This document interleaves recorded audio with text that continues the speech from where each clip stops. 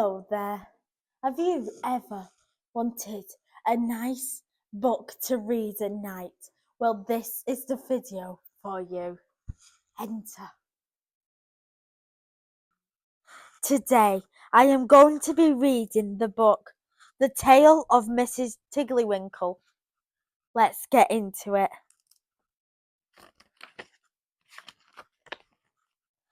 Mrs. Tiddlywinkle.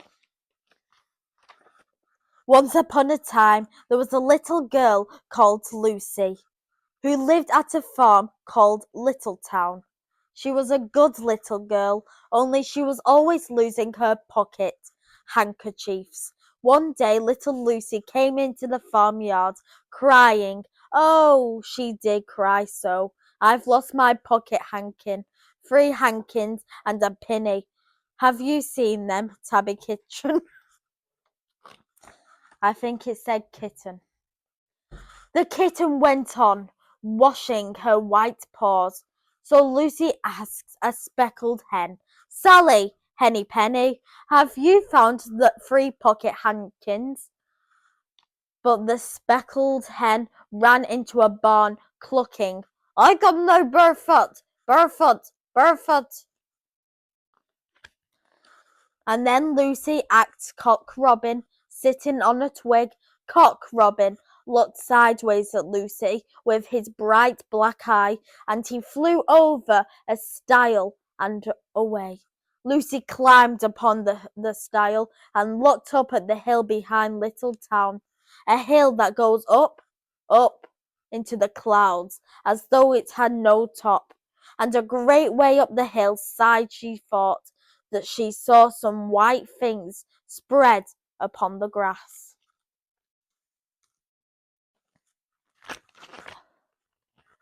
Lucy scrambled up the hill as fast as her stout legs would carry her. She ran along a steep pathway, up and up, until Littletown was right away down below. She could have dropped a pebble down the chimney.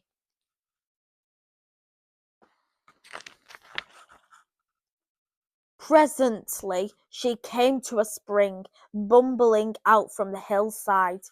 Some one had stood a tin can upon a stone to catch the water, but the water was already running over, for the can was no bigger than an egg cup. And where the sand upon the path was wet, there were footmarks of a very small person. Lucy ran on and on.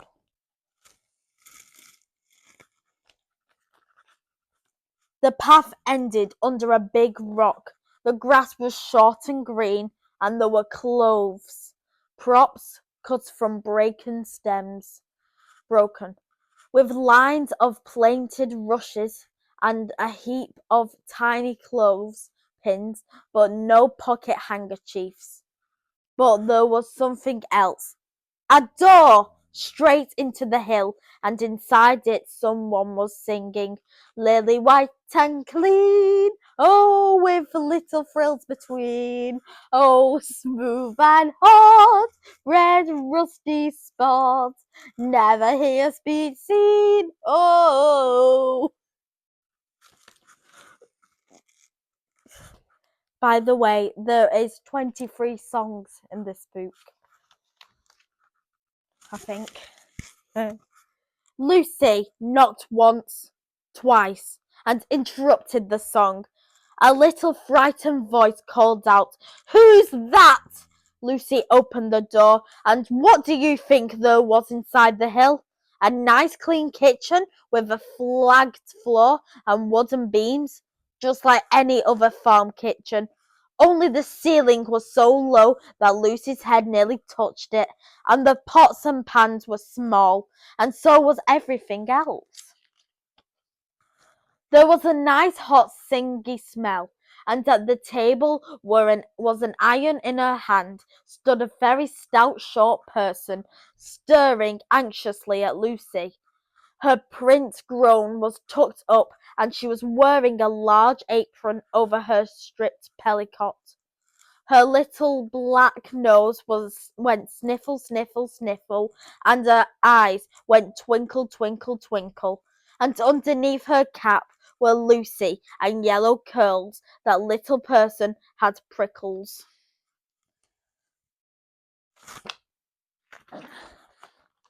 "Who are you?" said Lucy. "Have you seen my pocket handkerchief?" The little person made a bob Kirsty.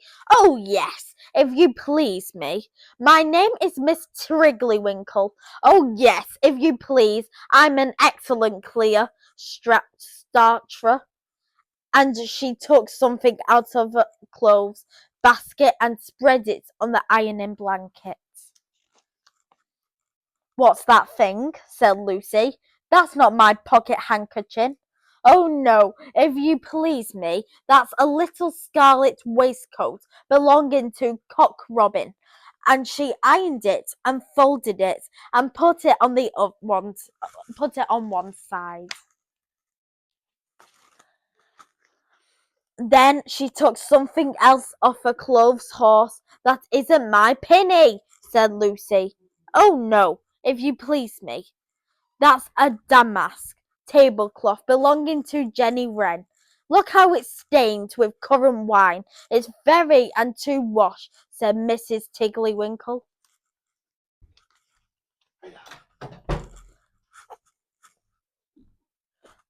Mrs. Tigglywinkel's nose went sniffle, sniffle, sniffle, and her eyes went twinkle, twinkle, twinkle, and she fetched another hot iron from the fire.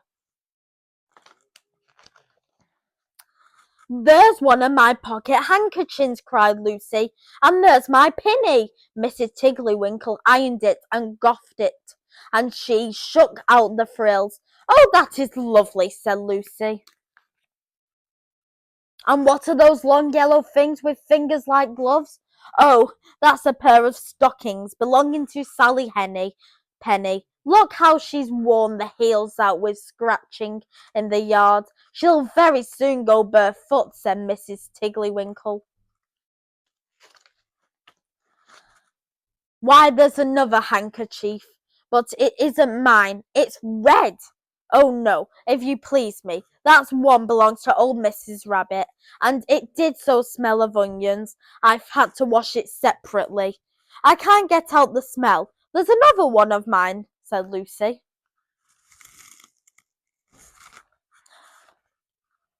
"What are those funny little white things?" "That's a pair of mittens belonging to Tabby Kitten. I only have to iron them. She washes them herself. There's my last pocket handkerchief," said Lucy. "And what are you dipping into the basin of starch?" "The little dicky shirt fronts belong to Tom Titmouse. Most terrible particular," said Miss Tigglywinkel. "Now I've finished my ironing, I am going to some clothes." What are these, dear soft fluffy things?" said Lucy. "Oh, those are woolly coats belonging to the little lambs of Skellywell." "Will their jackets take off?" asked Lucy. "Oh, yes, if you please me. Look at the sheep mark on their shoulder, and there's one marked from Gategarth, and 3 that come from Littletown. They're always marked at washing," said Miss Tigglywinkel. And she hung up all sorts and sizes of clothes, small brown coats of mice, and one velvety black moleskin waistcoat, and a red tailcoat with no tail belonging to Squirrel Nutkin, and a very much shrunk blue jacket belonging to Peter Rabbit, and a petticoat not marked that had gone lost in the washing, and at last the basket was empty. Then Miss Tigglywinkel made a cup for herself and a cup for Lucy. They sat before the fire on the bench and looked sideways at one another.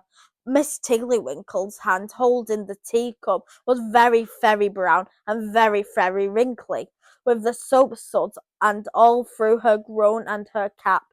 There was a hairpin sticking wrong end out, so that Lucy didn't like to sit too near her.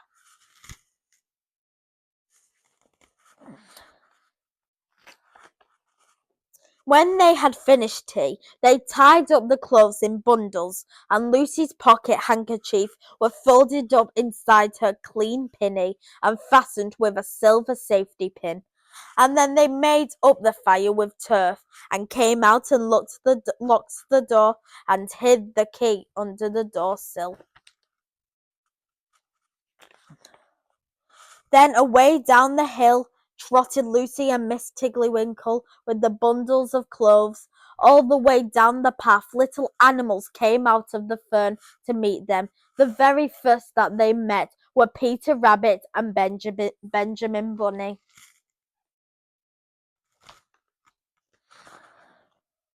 And she gave them their nice, clean clothes, and all the little animals and birds were so very much obliged to dear Miss Tiddlywinkle.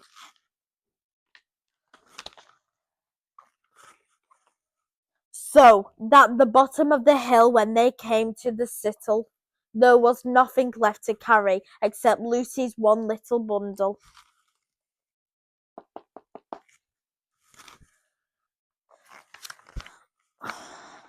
Lucy scrambled up the stile with the bundle in her hand, and then she turned to say good night and to thank the washerwoman. But what a very odd thing! Mrs. Tiddlywinkle had not waited either for thanks or for the washing bill. She was running up the hill, and where was her white frilled cap, and her shawl, and her gown, and her petticoat?